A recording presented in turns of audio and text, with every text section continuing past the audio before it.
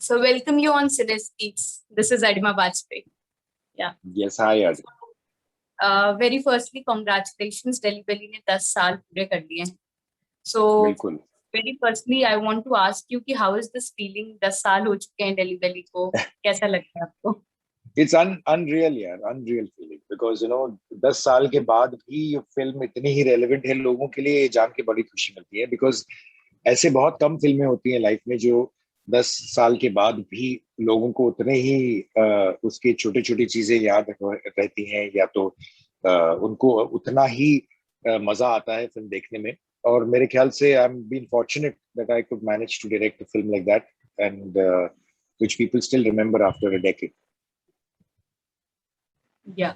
Sir, as far as I think, Delhi Belly की audience काफी divide हो गई थी क्योंकि it has a colorful language.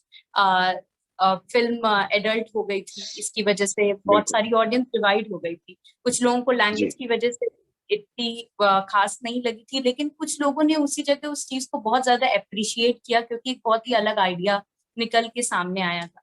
तो सर, डेली बेली बनाने का आइडिया कैसे आपके दिमाग में जनरेट हुआ to bring such kind of idea in front of the audience? ये कहाँ से आइडिया आया आपके पास? नहीं तो पहले तो ये स्क्रिप्ट मेरी नहीं है, मैं स्क्रिप्ट तो थी अक्षत वर्मा की. तो अक्षत ने कुछ लिखा था एलए में बैठकर in while he was studying.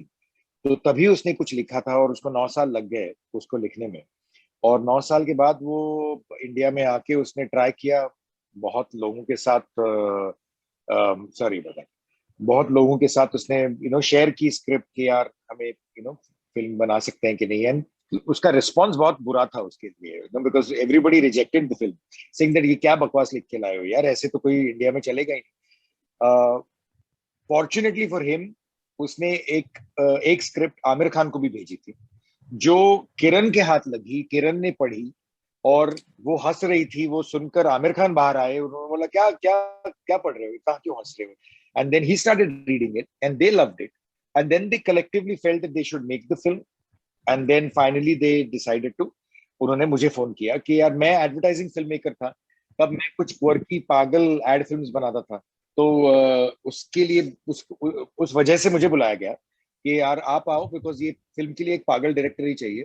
तो उस तरीके से फिर मैं उस पर आया और उसके बाद मैंने अक्षत के साथ बैठकर एक फाइनल ड्राफ्ट बनाया फिल्म का, स्क्रिप्ट का, जो मैंने शूट किया फाइनली. आपने सर आमिर खान जी का नाम लिया, so I want to know how was collaborating with Aamir Khan sir. Experience कैसा रहा उनके साथ काम करके? Brilliant experience, brilliant in the sense of he is a extremely thorough person in terms of film industry is concerned. Cinema की बहुत जानकारी है उनको, एडिटिंग की जानकारी है, बहुत सारा जो नुआंसेस होते हैं सिनेमा के वो बहुत अच्छी तरीके से वो पहचानते हैं.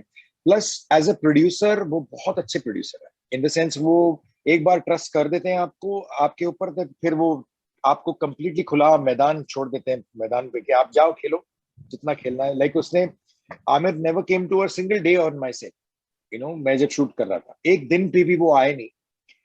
वो होता है कॉन्फिडेंस एक किसी में, और एक बार वो कॉन्फिडेंस आ जाता है तो फिर वो then he doesn't go back from on it. So that is very good. तो मेरा एक्सपीरियंस आमिर के साथ तो बहुत ही बढ़िया, बहुत. सर, ये जो हमने 3 कैरेक्टर्स देखे दिल्ली बेली में, वो कैरेक्टर थे, ऐसा देख के ऐसा लगता है कि अगर वो कैरेक्टर्स किसी और ने निभाए होते तो शायद इतना मजा नहीं आती जितना इन लोगों ने इतना निखर के सामने आया है. If I talk about Vir Das, तो उनकी कॉमिक टाइमिंग वैसे भी बहुत ज्यादा अच्छी है और हम उनकी कॉमेडी बहुत भी करते हैं. तो इन 3 एक्टर्स का नाम आपके दिमाग में कैसे आया कि इन्हें शूट करना चाहिए इस मूवी के लिए?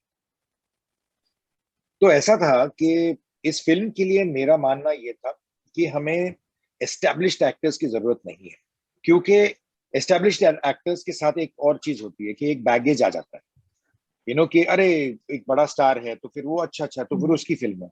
ये एक एंसेम्बल फिल्म थी वेयर जहाँ पे हर कोई एक समानता एकदम कंप्लीटली सेम लेवल पे था. लाइक नितिन, अरूप, काशी, ये सारे कैरेक्टर्स अपने आप में उनकी स्टोरी थी, और मुझे ऐसा नहीं चाहिए था कि कोई भी एक्सपेक्ट करे कि अब क्या होने वाला है, या तो इस कैरेक्टर से मुझे कुछ एक्सपेक्टेशन है, और वो तभी होता अगर मैं एक फ्रेश कास्ट ले आता, यू नो।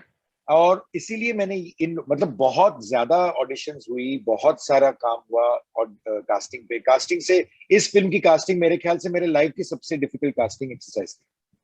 एंड फिर वो ऑडिशंस करते गए, और उसमें से हर एक्टर का कम से कम 4 से 5 बार ऑडिशन हुआ। तो इमेजिन, ये सारे एक्टर्स थक गए थे अल्टीमेटली, कि दिल्ली बेली अभी बनेगी कभी यार ये फिल्म, में तो सिर्फ ऑडिशन ही लेते जा रहे हैं। तो वो तो बेसिकली क्या हुआ कि वो इतनी सारी ऑडिशंस के बाद फिर हमने डिसाइड किया कि अच्छा ये करेक्ट लोग हैं, ये 3 बिल्कुल सही लोग हैं। सर आपको उम्मीद थी कि इतना पसंद करेंगे, इतने अलग आइडिया के साथ फिल्म बाहर आ रही है और बहुत पसंद किया गया इस मूवी को, बहुत प्यार मिला आपको। अब बनाते वक्त ये आइडिया था कि हिट हो जाएगी, या मतलब उस टाइम नहीं, आपकी क्या फीलिंग थी? सी मेरी फीलिंग तो एक ही थी। मुझे एक पता था कि ये मैं जो फिल्म बना रहा हूँ वो एक सबसे अलग होने वाली है, पागल फिल्म है। और लेकिन एक डर था कि ये इतनी ज्यादा पागल है फिल्म कि शायद इसे सेंसर बोर्ड ही बैन कर दे, या तो बहुत ज्यादा कट्स मिले, या तो लैंग्वेज को बदलने की कोशिश करें लोग, या तो मॉरल पुलिस आके बोले कि यार ये तो बकवास है और थिएटर जलाए जाए। मतलब ये सारे डर थे दिमाग में कि शायद ये सब हो सकता है। तो लेकिन एक जरूर था कि मैं जानता था कि ये फिल्म होगी यूनिक। अब जो पसंद करने वाले हैं उनको बहुत पसंद आएगी, और जिनको वो नापसंद है वो हेट करेंगे इस फिल्म को। तो एक पोलराइज्ड काइंड ऑफ रिस्पॉन्स मिलने वाला है, उतना तो पता था। लेकिन ये इतनी सक्सेसफुल होगी या तो 10 साल के बाद भी उसकी चर्चा होगी, ये नहीं पता। सर 10 साल हो गए हैं, अब क्या इसका सीक्वल बनाना चाहेंगे आप? क्योंकि काफी ज्यादा एक्साइटमेंट होगी। और अब अगर इस टाइम की सर बात करें तो जैसे अब हम वेब सीरीज देखते हैं, तो जो अगर कलरफुल लैंग्वेज की बात है तो अब वो बहुत ज्यादा 10 साल में बहुत ज्यादा डिफरेंसेस आए हैं। वेब सीरीज हो बिल्कुल। गई, बहुत सारे हो गई जहाँ पे लैंग्वेजेस हैं, कलरफुल लैंग्वेजेस हैं और सब देख रहे हैं। बहुत ओटीटी प्लेटफॉर्म्स में बहुत आराम से लोग उस चीज या को एंजॉय कर रहे हैं in form of web series. तो अगर 10 साल जी, बाद अब इस तरीके की डेली बली का सीक्वल आता है तो मुझे ऐसा लगता है कि अब ये डबल बिजनेस भी करेगी, लोग इसे एंजॉय भी ज्यादा करेंगे। तो इसके बारे में क्या? नहीं नहीं, शायद आप सही हैं। और मेरे ख्याल से ओटीटी प्लेटफॉर्म के चक्कर में ना बहुत सारी दरवाजे खिड़कियां खुल गई हैं। और दिल्ली वैली का सीक्वल बनना चाहिए, लेकिन उसके बनने में 2 लोगों का हाथ है। एक है आमिर खान जिनके पास राइट्स हैं पिक्चर के, और दूसरे हैं अक्षत वर्मा जिनके पास पेन और पेपर है, जो लिखना अगर लिखें उसका सेकंड पार्ट तो हम जरूर बनाना चाहूंगा मैं। उसमें तो सवाल ही नहीं पैदा होता, it's one of the most awaited sequels हो जाएगी ये। I feel that yes, I agree with you that the sequel of this film should be made. But hopefully Akshat is listening and वो सुनकर ये स्क्रिप्ट लिखना शुरू कर दे। Sir ऐसी कोई खास मेमोरी जो आपकी सेट से जुड़ी हुई हो, जो बहुत ही मेमोरेबल हो और आपके साथ अभी तक है, वो जानना चाहूँ। मेमोरीज तो बहुत है यार इस फिल्म की, बिकॉज अपनी पहली फिल्म जो होती है वो आपके पहले गर्लफ्रेंड की तरह होती है ना, कि आप कभी भूलते नहीं उसे। तो ये फिल्म भी वैसी ही है मेरे लिए। उसके अंदर छोटी छोटी जो चीजें हुई हैं वो सब याद है। हालांकि मतलब एक्चुअली मेरे को पूरी प्रोसेस याद है, हर दिन याद है शूटिंग का। लेकिन एक बहुत इंटरेस्टिंग सा किस्सा था जो हुआ था एक बार कि इस फिल्म की वो चेस सीक्वेंस शूट कर रहा था मैं। गाड़ी का चेस था, और जो राहुल सिंह है वो गाड़ी में पूर्णा और इमरान को चेस कर रहे हैं। और वो हमने एक दिल्ली में एक पूरा महिपालपुर फ्लाईओवर जो है उसके नीचे बिल्कुल 2 किलोमीटर तक हमने ब्लॉक कर रखा था, लाइटिंग कर रखी थी। और उस दिन मैं पहुंचा और मैं बीमार था। मुझे कॉफ हुआ था बिकॉज ऑफ पोल्यूशन। एंड मैं बहुत बीमार था। और पता चला कि एक्शन डायरेक्टर जो, और मुझे लग रहा था कि ये 2 दिन तो एक्शन होने वाला है तो मैं थोड़ा आराम करूंगा। तो एक्शन डायरेक्टर खुद बीमार हो गया और उसे हॉस्पिटल जाना पड़ा।